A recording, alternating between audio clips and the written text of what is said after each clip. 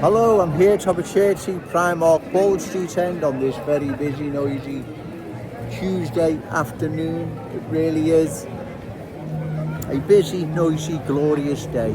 Having walked in and around our cherished city centre for several hours, once again, surprise, surprise, cultural change is all around, ladies and gentlemen.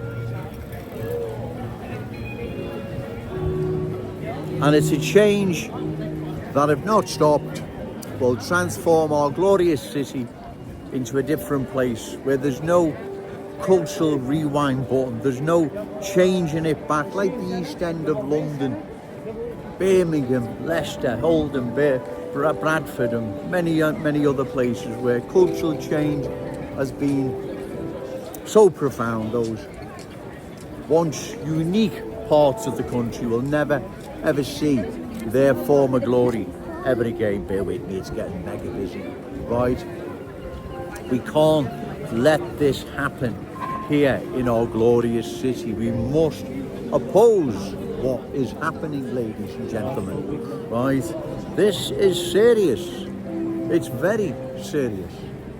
And if it's not stopped, like I've said, our city will undergo a change like never in all its history. A change that cannot be changed back. There's no cultural reset button, right? So that's why we must oppose further cultural change.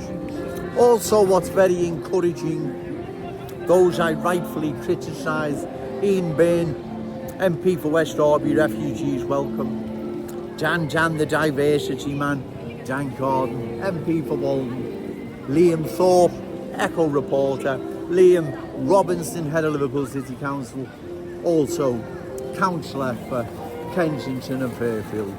They are all remaining silent for a reason, ladies and gentlemen, right? Because don't forget, like I keep saying, they will be getting feedback, like I get feedback, but they'll be getting it more than me. They'll be privy to a lot more things than Joe Owens is. And they'll be panicking knowing, come election time, what direction the good people of Liverpool will probably start voting come 227 council elections, and especially in particular 229 general election. They will be fully aware of the mood in the city and how it's changing towards voting the candidates opposed to further cultural change, as opposed to the usual Labour councillors, politicians. They will know more than anyone. They will be privy to a lot more things than Joe Owens is, right? And so that's very encouraging, ladies and gentlemen. It's very encouraging, to say the least. Their silence is very revealing, it's very telling. It also condemns them, because that's why they're remaining silent, because they will be getting feedback, more so than Joe Owens,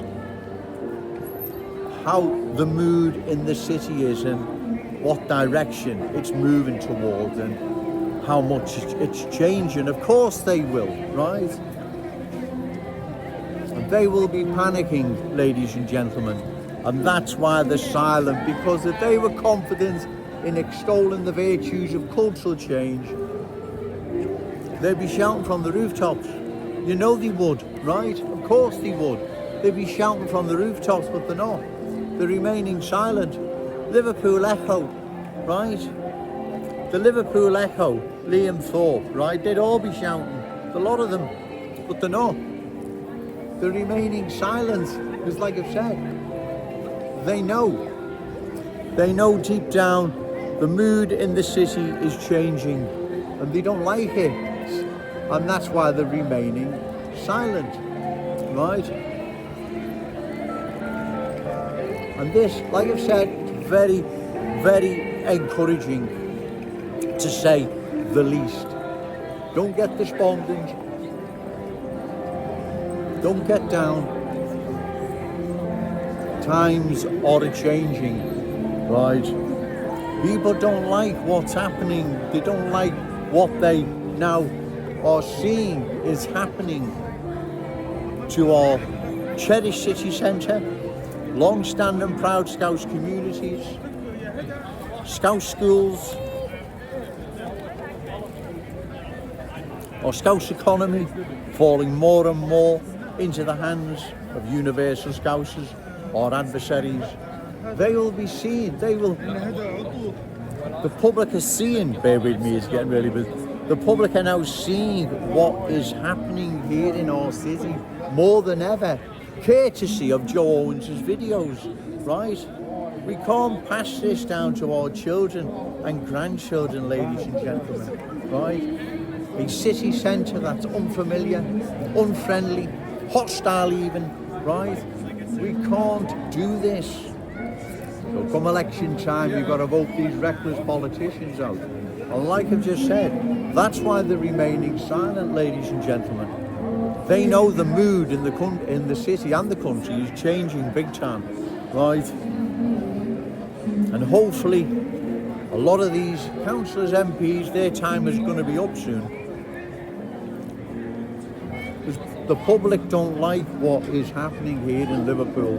The good people of Liverpool can see what is happening is not in the city's long-term best interest. How can it be, right? Ask yourself, how can it be? Well, it can't be, and it isn't, and it never will be. We've got nothing in common with them, ladies and gentlemen. We're not against them on an individual, personal basis, but we've got nothing in common. They've got nothing in common with us. Because if we had something in common, then what's happened in Blackburn, Oldham, Burnley, Bradford and all these many other places, right? Parallel lives prevail. Mistrust, division, right? What's happened there? That's what I'm saying. What's happened? Oh, I've got all this wrong. Then what's happened? And like I've said before, with being in possession, metaphorically speaking, of a crystal ball, we know what's on the way, how it unfolds, and the end result. We're in a better position than these other communities were, right? They'd have been in possession of a crystal ball, metaphorically speaking. They would have opposed the cultural transformation and destruction of their unique, once proud communities. Of course they would have. The East End of London, large parts of Birmingham, Bradford, Leicester, right? They would have, if they knew what was on the way, how it unfolds, and the end result, and their politicians were going to let them down, they would have opposed it, right? They didn't, and the rest is history. We do know, we know their politicians let them down. The good people in Liverpool can now see their politicians are letting them down, right? And so therefore, like we said, we're pre-warned. And I don't believe the good people of Liverpool are going to ignore the writing on the wall. I don't believe that for 1 minute, right? So come election time, ladies and gentlemen, you've got to make these politicians lose the seat, right? They've got to lose them, right? Because if they don't lose the seats and they keep hold of them, then further cultural change is going to continue. Right, there's no ifs or buts about it. It will continue, right, as it's continuing now. You've only got to walk in and around our cherished city centre. You can see what's happening. It's appalling, ladies and gentlemen. I've walked around for several hours and it's shocking. I mean, you ask yourself, these politicians, where are your heads? What are you thinking of? Are you just ignoring this? Do you know what's happening? Well, of course you know what's happening. You're just ignoring it, right? You don't care. All you care about is your career. You care about you. A leftist dogma, whatever. I don't know. I'm going to go now because it's getting really, really busy. I've made my point once again, but remember, say no to cultural change. Yes to Scouse pride. Shout it out loud, Scouse and proud. Okay, thank you.